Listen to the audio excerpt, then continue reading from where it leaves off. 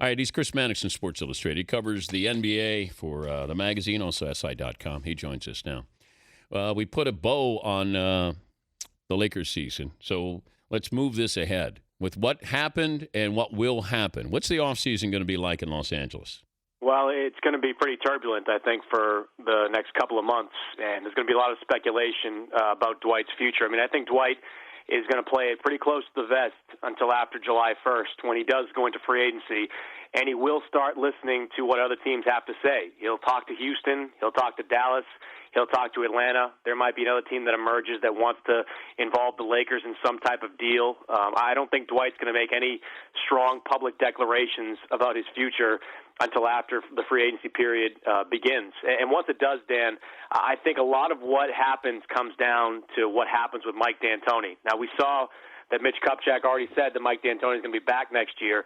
I firmly believe that if Dwight Howard makes it clear that he doesn't want to play for Mike D'Antoni anymore, that Mike will be gone. Now, does Dwight want to get back mixed up with, picking his own coach again? I mean, he went down that road before, and it didn't work out too well for him. But I think Dwight has to decide that if he's going to sign a 5-year deal with the Lakers, does he want to be playing in Mike D'Antoni's system? And I don't think that's a decision that he's come to quite yet.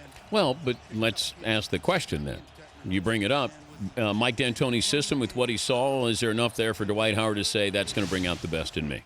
I don't think so. I don't think that. Well, I don't think it is the type of system that will bring out the best in him. I think Mike's system would work for a lot of teams. I mean, you plug Mike onto the Clippers, you plug Mike into the Washington Wizards, and suddenly you have a team that plays a lot better. With this team, with the way they play their two bigs and have to have them on the floor to be successful, you have to run a more methodical offense, and it's not suitable to Dwight Howard right now. And Dwight doesn't want to be Amari Stoudemire circa 2003.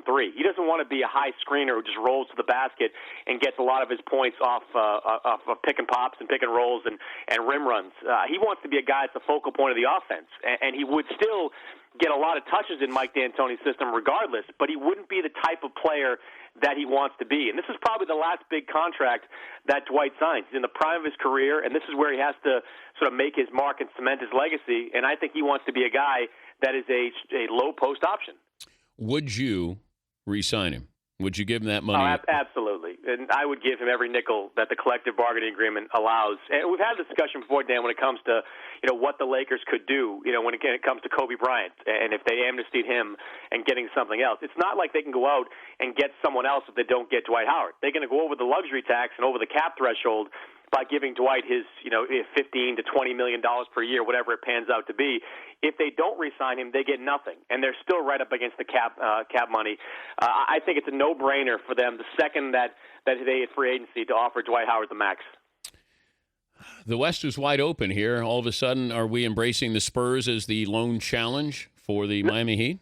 No, look, I like what Memphis has done these last couple of games, and I've been adamantly against the Grizzlies, that Rudy Gay trade, because I thought losing Gay would really cost them in the postseason. But now that Oklahoma City's out of it, and they'll get by Houston, but I don't think they have the scoring ability to win in the second round against the Clippers or the Grizzlies.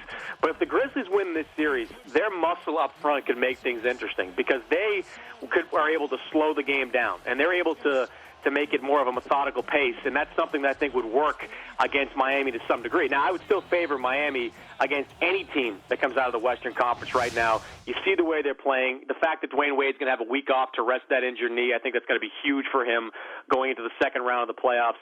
But the Memphis Grizzlies, to me, are sort of a dark horse right now with the Thunder out. I think the fact they have Gasol and Randolph playing pretty well right now, and you saw these last couple of games, they were able to control the paint, they were able to control the boards. They had two of their best games of the playoffs in games 3 and 4.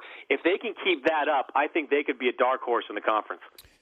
Also with the Clippers, now the Clippers started out well, and some people thought Clippers, this could be their opening. I'm still not seeing what I need to see with that team. That it just there's something that's missing. I don't know if I'm being unfair to Blake Griffin, that I expect more out of him, that you want to be a star, you want that, commercials, you want all that. Then this is when you show that.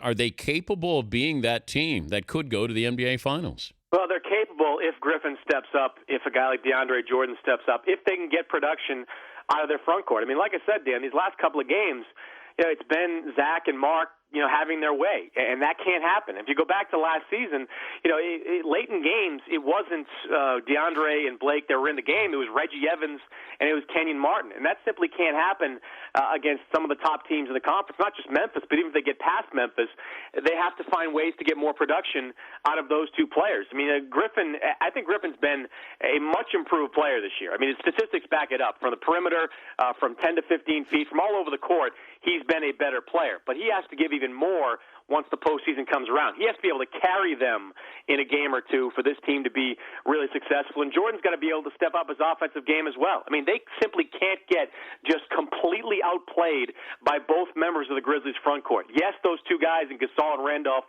are really good, but they can't be just overwhelmingly outplaying the two guys in the Clippers. Chris Mannix from Sports Illustrated joining us. Dan Patrick Show. Seen enough from the Knicks? Comfortable that are they now playing the game the way they did earlier this year, where they can challenge the Heat? No, I still think they get beat by Indiana. Personally, I Wow. think that the Pacers. Look, I don't know what happens to the Pacers when they go on the road. They're like a Jekyll and Hyde team. I mean, all of a sudden they're blowing out Atlanta by double digits in Indiana. They go down there and they just totally turtle, and you don't know what's going on with them. They've done it all season long. They were under 500 on the road, and really I sort of jumped off the bandwagon with the Pacers when they got smacked down in Miami by 25-plus points or whatever it was late in the season. But even though they still struggle on the road, and even though they won't have home court advantage, they are a very, very good defensive team when they're on, and they have some very good defensive players. And I look at the matchups in a New York series, and they've got Paul George and they've got Lance Stevenson, two guys they can just sick on Carmelo Anthony and try to defend him one-on-one as best you can. And if you can defend Carmelo one-on-one, and if you can avoid sending double teams and having to stay off their shooters, you can defend the Knicks. If you get hands and faces on the perimeter, you can probably stifle them or make them shoot a low percentage. Couple that with the fact the Knicks' weaknesses in the front court is going up against the strength of the Pacers with David West and Roy Hibbert. I think that's a series that I would significantly favor the Pacers in. Good to visit with you, Chris. Thanks for joining us. All right, Dan. Hi, buddy. Chris Mannix.